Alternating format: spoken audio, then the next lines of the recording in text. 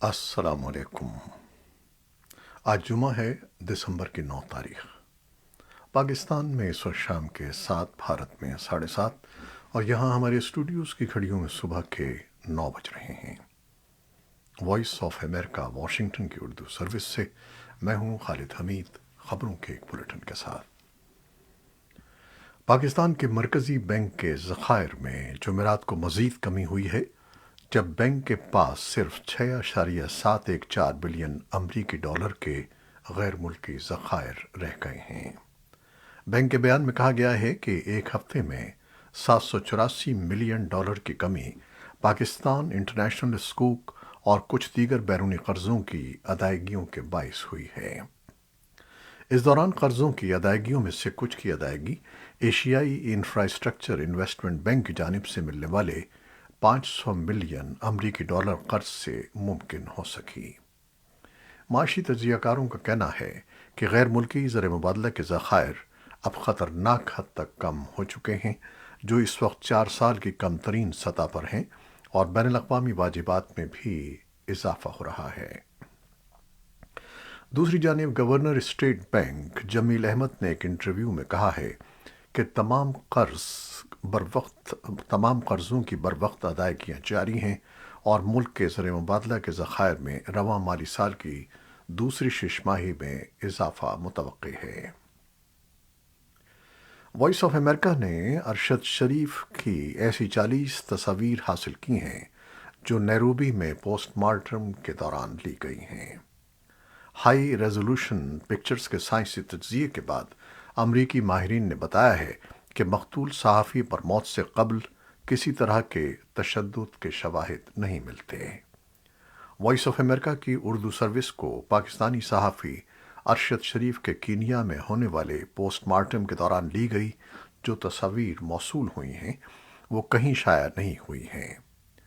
Brown university سے فارغ التحصیل forensic pathologist doctor پریا بینرجی نے وائس آف امریکہ کی درخواست پر ان تصویروں کا سائنسی تجزیہ کرنے کے بعد بتایا کہ ارشد شریف پر ہلاکت سے قبل تشدد کے نشانات نہیں ملتے۔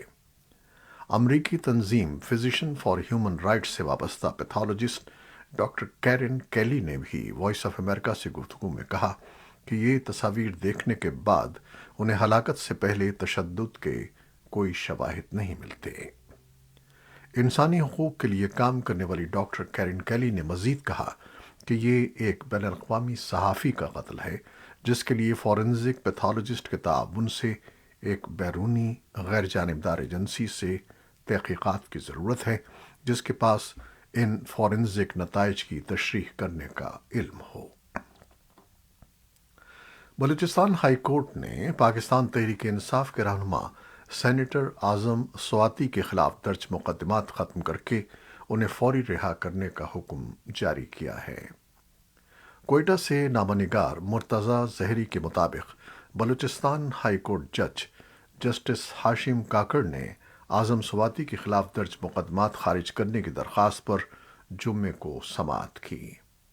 عدالت نے فریقین کے دلائل سننے کے بعد اعظم سواتی کے خلاف صوبے کے مختلف تھانوں میں درج 5 مقدمات خارج کرنے کا حکم دیا اور پولیس کو ہدایت کی کہ درخواست گزار کو رہا کیا جائے۔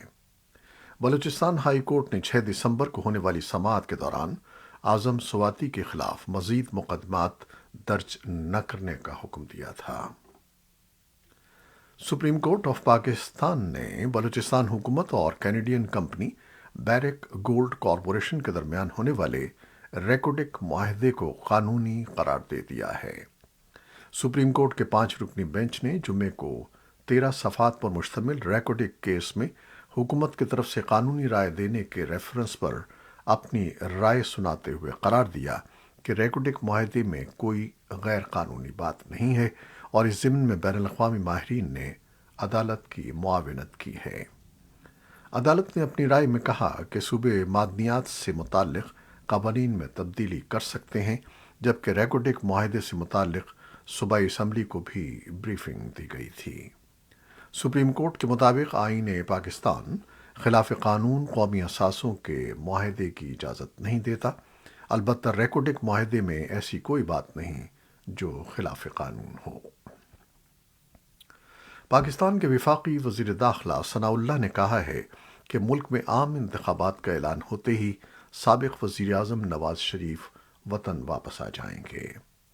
لاہور میں جمعے کو پریس کانفرنس کے دوران ثناء اللہ نے کہا کہ انتخابات کا اعلان ہوتے ہی وہ وطن واپس آ کر مسلم لیگ نون کی قیادت کریں گے۔ انہوں نے کہا کہ عام انتخابات آئندہ برس اکتوبر میں ہی ہوں گے۔ اگر اس سے قبل پنجاب اور خیبر پختونخوا کی اسمبلیاں ٹوٹتی ہیں تو 90 دن میں ضمنی الیکشن ہوں گے۔ افغانستان میں پائیدار امن کے لیے ایک بیان کے مطابق بین الاقوامی برادری نے بین الافغان مذاکرات اور افغان خواتین اور لڑکیوں کے معیار زندگی کو بہتر بنانے کے ضروری اقدامات کی بھرپور حمایت کا اظہار کیا ہے۔ انڈونیشیا اور قطر کی مشترکہ صدارت میں افغان خواتین کی تعلیم پر بین الاقوامی کانفرنس 8 دسمبر سن 2022 کو بالی، انڈونیشیا میں بلائی گئی۔ پاکستان کے وزیر خارجہ بلاول بھٹو زرداری کانفرنس کے مقررین میں شامل تھے۔ طالبان کو کانفرنس میں مدعو نہیں کیا گیا۔ اقوام متحدہ کے بچوں کے لیے فنڈ یونیسیف کا کہنا ہے کہ وہ سن 2023 میں پورے افغانستان میں تعلیم کے مواقع فراہم کرے گا اور 6 لاکھ مزید بچے کمیونٹی پر مبنی 20,000 کلاسوں میں پڑھیں گے۔ ادارے نے بتایا کہ ہم کلاسوں کی مرمت کا کام کر رہے ہیں تاکہ انہیں محفوظ اور سیکھنے کے لیے زیادہ سازگار بنایا جا سکے۔ ان کا کہنا تھا کہ ہم ہر بچے کے تعلیم کے حق کی وکالت کرنا کبھی ختم نہیں کریں گے۔ امریکی سفارت خانے کابل کے مطابق افغانستان میں ہر سال 12 ملین لڑکیوں کی شادی 18 سال کی عمر سے پہلے کر دی جاتی ہے، یعنی ہر منٹ میں 23 لڑکیوں کو اس بندھن میں باندھا جاتا ہے۔ ان لڑکیوں کی صحت، تعلیم اور ممکنہ مواقع خطرے میں ہیں۔ کم عمری اور جبری شادی انسانی حقوق کی خلاف ورزی ہے۔ بنگلہ دیش کے آئندہ عام انتخابات جنوری سن 2024 کے پہلے ہفتے میں ہوں گے۔ وزیر اعظم شیخ حسینہ نے 7 دسمبر کو ایک عوامی ریلی میں یہ اعلان کیا۔ شیخ حسینہ کو سن 2018 میں ریکارڈ تیسری مدت کے لیے دوبارہ منتخب کیا گیا تھا، لیکن ان کی پارٹی کی بھرپور جیت میں تشدد اور دھاندلی کے الزامات شامل تھے۔ اپوزیشن اتحاد نے الزام لگایا تھا کہ سن 2018 کے انتخابات میں الیکشن اور سیکیورٹی اہلکاروں کی موجودگی میں پولیس کی مدد سے ملک بھر کے پولنگ بوتھس میں بیلٹ بکسوں کو غیر قانونی طور پر بھرا گیا۔ اقوام متحدہ اور امریکہ سمیت دیگر ممالک نے حالیہ مہینوں میں شیخ حسینہ حکومت پر زور دیا ہے کہ وہ اگلے قومی انتخابات آزادانہ اور منصفانہ طریقے سے کروائے۔ چین کے صدر شی جن پنگ سعودی عرب کے ساتھ کئی معاہدوں پر دستخط کرنے کے بعد آج جمعے کو ریاض میں سربراہی اجلاس میں عرب رہنماؤں سے ملاقات کر رہے ہیں۔ شاہ سلمان اور ان کے 37 سالہ بیٹے ولی عہد شہزادہ محمد بن سلمان کے ساتھ بات چیت کے بعد دونوں فریقوں نے تیل کی منڈیوں میں استحکام کی اہمیت پر زور دیا، جو امریکہ کے ساتھ اختلاف کا نقطہ ہے اور جس میں سعودیوں پر زور دیا گیا ہے کہ وہ پیداوار میں اضافہ کریں۔ رہائش سے لے کر چینی زبان کی تعلیم تک 46 معاہدوں اور مفاہمت کی یادداشتوں کا اعلان کیا گیا۔ دونوں فریق تعاون کو گہرا کر کے اقتصادی اور اسٹریٹجک فوائد حاصل کرنے کے خواہاں ہیں۔ شی کے دورے کے دوران تقریباً $30 بلین کے معاہدوں پر دستخط کیے جائیں گے، تاہم جمعرات کو سعودی سرکاری میڈیا کی اس رپورٹ کے باوجود زیادہ تفصیلات جاری نہیں کی گئیں۔ روسی اور یوکرینی افواج نے جمعرات کو یوکرین کے اہم مشرقی اور جنوبی علاقوں میں حملے کیے ہیں۔ دونیتسک کے علاقے میں حد بندی پر لڑائی شروع ہو گئی۔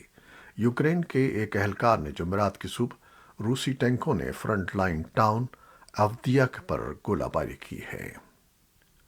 یوکرین کے ایک اہلکار نے بتایا ہے کہ باخموت اور دونیتسک کے علاقے کے دیگر حصوں میں ایک حملے میں 9 شہری ہلاک ہو گئے ہیں۔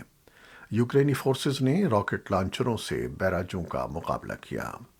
یوکرین کے فوجی جنرل اسٹاف نے ایک بیان میں کہا کہ روس کے زیر کنٹرول یوکرین کے شہر میلٹی پول میں زاپورژیا کے علاقے میں روس کے تعینات کیے گئے حکام نے لڑائی کے اہل افراد کو متحرک ہونے کے لیے طلب کیا۔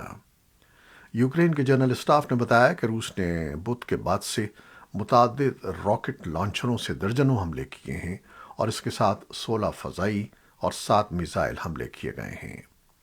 रूसी सदर व्लादिमीर पुतिन ने 24 फरवरी के हमले के बाद से जंग के मकासद के बारे में मुतज़ाद बयानात दिए हैं, लेकिन अब ये वाज़ेह हो गया है कि उनके मकासद में रूस की सरहदों की कुछ तोसी शामिल है। पुतिन ने बुध को कहा कि जंग एक तवील अमल होगी, लेकिन जोर देकर कहा कि रूस पहले ही यूक्रेनी इलाके को जम करके जोग्राफियाई तौर पर बड़ा हो चुका है। ये बैन अवी सतह पर मुतनाज़ा दावों का हवाला है जो उन्होंने सितंबर में किए थे कि यूक्रेन के 4 सूबे अब रूस का हिस्सा हैं। उधर यूक्रेन के सदर ज़ेलेंस्की का कहना है कि उनकी फ़ौजें आखिरकार रूस को क्रीमिया समेत तमाम ज़ेर कब्ज़ा इलाकों से भगा देंगी। ईरान की जानिब से हुकूमत मुखालिफ मुजाहिरों की किरदार अदा करने के जुर्म में एक नौजवान को पहले सजाए मौत देने के ऐलान पर बैन अवी गम गुस्से की लहर दौड़ गई है। सरकारी मीडिया ने जुमेरात को इत्तला दी कि 23 साला मोहसिन शिकारी को तेहरान में एक सड़क पर रुकावट खड़ी करने और सिक्योरिटी फोर्स के एक रुकन पर हमला करने के जुर्म में जुमेरात की सुबह फांसी दे दी गई। अक़वाम मुत्तहिदा के खुसूसी नुमाइंदे जावेद रहमान ने इस्लामी जमहूरिया ईरान में इंसानी हकूक़ की सूरत हाल पर जुमेरात को बरतानिया से एक इंटरव्यू में वॉइस ऑफ अमेरिका की फ़ारसी सर्विस को बताया कि वो मोहसिन शिकारी की फांसी पर सदमे और गुस्से में हैं। उन्होंने मज़ीद कहा कि आलमी बिरादरी को इस बात पर संजीदगी से गौर करने की ज़रूरत है कि ईरान मज़ीद मुजाहिरीन को फांसी देगा। ईरानी अदालतों ने मुजाहिरों के सिलसिले में गिरफ्तार किए गए अफराद में से कम अज़ कम 10 के लिए सज़ाए मौत का हुक्म जारी किया है, लेकिन शिकारी को फांसी पहली सज़ाए मौत थी। एमनेस्टी इंटरनेशनल ने शिकारी की फांसी को खौफनाक करार दिया है और इसे इंतहाई गैर मुनसिफाना धोखाधड़ी का मुकदमा करार दिया है। वाशिंगटन ने फांसी को मौजूदा सूरत हाल में एक संगीन इजाफा करार दिया है। इटली के वज़ीर आज़म और जर्मनी और बरतानिया के वज़राए ख़ारजा ने इसे नाकाबिल कबूल जबर करार दिया है। ईरान में इंसानी हकूक़ की मुहिम के डायरेक्टर हादी गैमी ने वॉइस ऑफ अमेरिका की फ़ारसी सर्विस को बताया कि ईरानी अदालतों में सज़ाए मौत की तमाम सज़ाएं सियासी कत्ल हैं। अक़वाम मुत्तहिदा का कहना है कि हेटी में हैज़ा फैल रहा है, जबकि गुज़श्ता माह शुरू की गई $145 मिलियन की अपील में से सिर्फ 16% को पूरा किया गया है। हेटी में अक़वाम मुत्तहिदा की इंसानी हमदर्दी की कोऑर्डिनेटर अल्रिका रिचर्डसन ने इस हफ्ते न्यूयॉर्क में कहा कि हम हकीकत में जो कुछ दे रहे हैं वो न सिर्फ हैज़े के केसेस में मुसलसल इजाफा है, बल्कि खित्ते में उसका फैलाव भी है। उन्होंने मज़ीद कहा कि ये एक तशवीशनाक रुझान है। अक़वाम मुत्तहिदा ने जुमेरात को कहा कि इस बीमारी से 283 अफराद हलाक हो चुके हैं, जबकि 12,000 हस्पतालों में दाखिल हैं। बरतानिया, इटली और जापान अपने वसाइल को यकजा करके लड़ाका तैयारों की नई जनरेशन तैयार कर रहे हैं। तीनों ममालिक ने एक मुश्तरका बयान में कहा कि वो ग्लोबल कॉम्बैट एयर प्रोग्राम का ऐलान कर रहे हैं, जो सन 2035 तक नई जनरेशन के लड़ाका तैयार करने की एक पुरजोश कोशिश है। अमेरिका समेत दीगर ममालिक भी मुश्तरका जेट बनाने की कोशिशों में शामिल हो सकते हैं।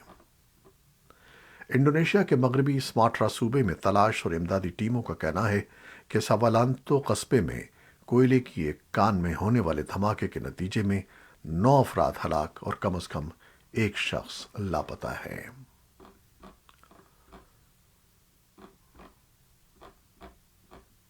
कतर में जारी फुटबॉल वर्ल्ड कप में 2 रोज के वक्फे के बाद जुमे से क्वार्टर फाइनल मुरहले का आगाज हो रहा है, जिसमें 2 मैचेस खेले जाएंगे।